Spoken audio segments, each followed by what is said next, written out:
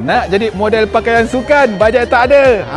Berita gembira kepada kaki shopping kat luar sana. Kalau korang mencari pot shopping pakaian sukan, Puma, Adidas, Nike, Under Armour yang murah, berkualiti, ni lah tempat dia. Sport Planet Atria Shopping Gallery tengah buat jualan gudang diskaun sampai 80% plus 20%. Tapi kena ingat, daripada 22 Januari sampai 3 Februari je tau. Bawa satu troli sebab mesti banyak yang korang nak shopping nanti. Ada t-shirt, sweatshirt, jersey, hoodie, tracksuit, tie, kasut, sandal, cap, bag.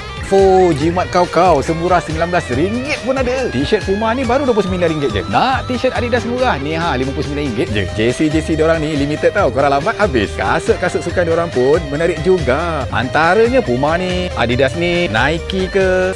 Rambang mata dia buatnya. Mana yang berkenan korang beli je. Mana nak dapat lagi harga murah kau macam ni lagi. Macam hoodie ni baru RM99 je. Hoodie yang ini pula RM159 je. Kalau nak tracksuit yang ini baru RM89 je. Nak yang lagi murah RM69 pun ada. Cap diorang pun seriously murah, dalam sekitar RM29 je. Ada lagi stokin, sandal, bola. Semua harga yang korang tengok tadi tu belum plus lagi 20% diskaun tau. Sementara tengah promo ni, baik korang datang cepat. Walaupun murah, kualiti barang memang terbaik. Memang korang tak menyesal datang lah. Baju pun cantik, seluar pun menarik, kasut pun tertarik. Lengkap lah untuk korang bergaya daripada kepala ke kaki. So, tunggu apa lagi? Kalau korang nak shopping jimat dan berbaloi-baloi, jom datang ke Sport Planet Atria Shopping Gallery.